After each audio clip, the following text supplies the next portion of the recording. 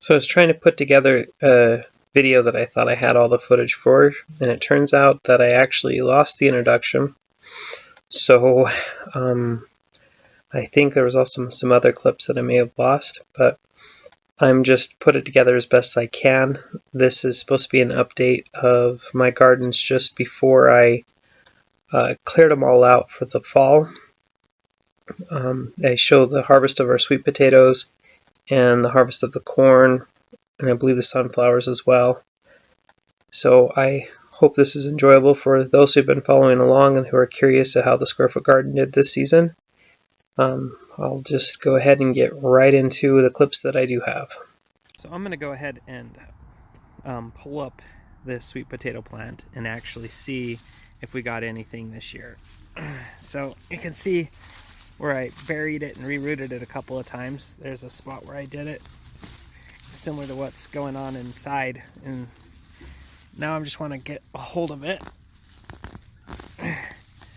Wow, lots of yellow roots.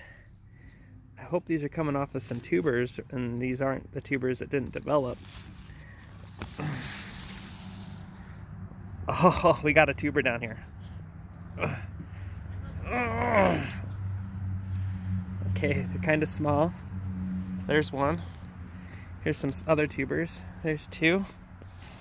I'm gonna have to go ahead and give it a pause, see what else I can get up. So these are how the tubers came out of the ground. Long and skinny and more like carrots. The roots are super long that are like this, stretched throughout that entire square foot garden grow bed. I'm super worried that next year I'm gonna have sweet potatoes popping up all over in it, unless I dig all the roots out, which I may end up doing. But I'm disappointed that, you know, this is the biggest in girth that we have, but I find it really strange that they're super long and skinny. But it gives me hope that next year I could possibly do better. I don't know if this was lack of feeding, like I didn't give them enough nutrients, weren't getting enough sunlight, or what. I'm gonna look it up and see. But it was my first time ever growing sweet potatoes, and first time I've ever doing them in a square foot garden. These are the transplants that I went ahead and did today, or not today, but a while ago. And as you can see, they are rooting really, really well. I'm really hoping I can keep them alive through the winter. This is the best lit spot in our yard, or in our house, and I'm hoping I can keep them going and then replant these ones. But I might put them in their own box, and I'm thinking maybe deeper. I don't know for sure. I've heard of people just growing them under thick straw as a mulch, but I think it was a fun first time experiment. The sweet potatoes is apparently they got too much nitrogen. After I cut that clip, my wife got online and started doing some searching, and it turns out that if they get too much nitrogen, they'll produce roots that are very, very long and skinny instead of big tubers like we were expecting. And that's kind of my fault. I compost them in a lot. Every time I wanted to bury the sweet potatoes back in, I specifically chose to bury them in with compost, which my compost I believe is a little bit higher in nitrogen due to the fact that I compost a lot of chicken manure, and chickens are full of nitrogen due to all the grains and other high protein foods that they eat, especially when we're feeding them all our table scraps. That would be meats and everything we don't eat. So yeah, and then on top of that, I was putting some compost tea that I was getting from my worm bin on there each time that it rained, which is also very high in nitrogen. So definitely overnitrated them. We're going to try them again, but we're going to try them in the beds where we grow our potatoes normally, and see how that does. We actually cleaned that bin out, or the potatoes out, before I had a chance to make a video. Due to some things that have popped up, it's been really hard for me to be able to continue making videos and showing everything that I'm doing and make sure I get the work done. But we did get a nice haul out of the potatoes this year. we had to dig them up quickly because it was starting to turn cold and we don't want them to freeze down in the ground. The corn I took out right before I did the potatoes, and I hung up to dry. I'll show how I did that coming up. But yeah, apparently too much nitrogen for sweet potatoes is a bad thing. With the ones that I rooted, they're going pretty good in the house, and I'll actually give a quick update on how those ones are going as well. This was the corn bed that we had the growing bed that we had the corn in, and I've just opened it up right down here on this one end to allow my chickens to come in and dig up any bugs or worms that they find. I'll eventually be closing it off so they can't get into it, and starting to build it up again for next year. Same thing with the potato bed, that's similar. This is just a way to help basically mix the soil up a little bit naturally, and also I'm hoping they were able to find any of the earwigs that burrowed down in and were trying to hibernate and dig them out and eat them, so we don't have as big a problem with earwigs like we had this past summer. Corn, I took and tied a string right around the back of the stalk like that, and then just hung 3 or 4 of them on the string. I hung this one right here so I could get a better quick example of it, and then we just wait for it to dry out. I peeled off the back so that it allowed the air to get around to it, and these ones are dry, I can tell, because the corn's kind of loose in the cob. So now what I plan on doing is taking the corn off of the husk and putting it in some bags that I got from my work. So the bags that I got are these right here. They were filled with a whole bunch of moldy corn, and I took it home and threw it in my compost bin, which added a lot of awesome nutrients and nitrogen to it. I have a short that I created on that I'll link in the description.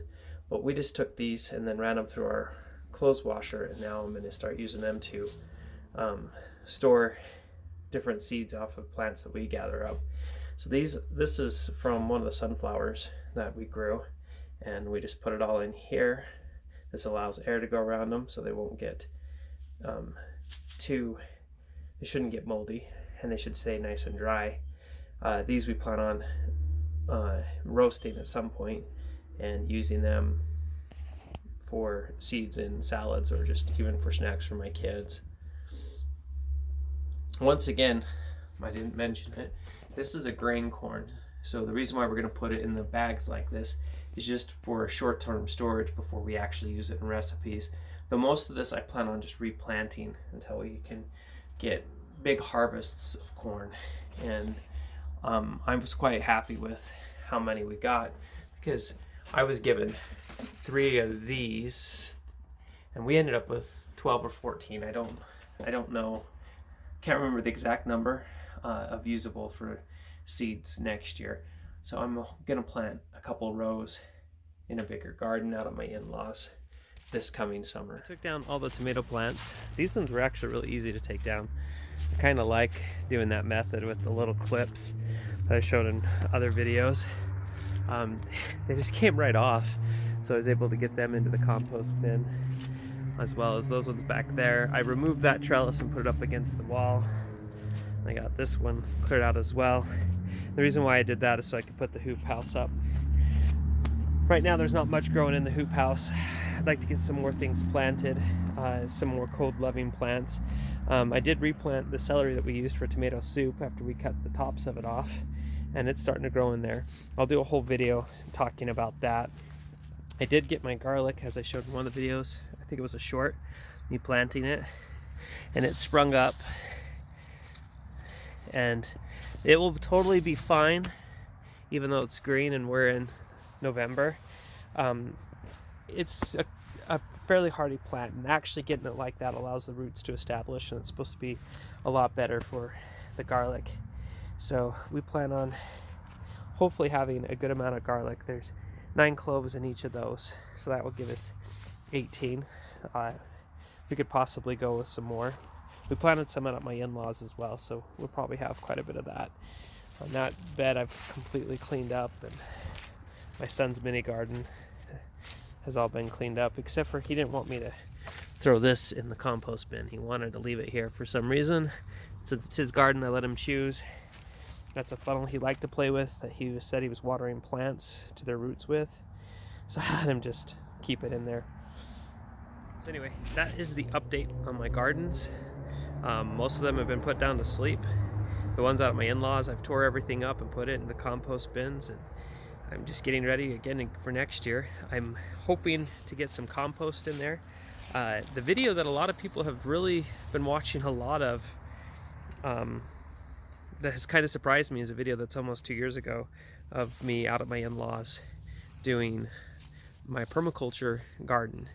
And I appreciate all the people who've been watching it, sharing it, or however that video became very popular. Yeah, that video is almost 2 years old now, and I'd really like to bring in and do the same thing again. This year I didn't collect as many leaves due to everything that I had going on. But if I do have enough time, I will definitely get some of that compost and take out there. I kind of want to do it before we get a lot more snow down, but even if I do it early in the spring, it'll still be good for that garden. Thank you again for watching, and keep sharing and liking and subscribe, and the subscriptions that are coming in are just amazing me. I jumped from having 85 subscribers in August to 219 to date. It's just been really surprising. So thank you all for subscribing.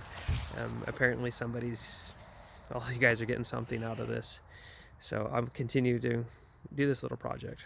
Thank you.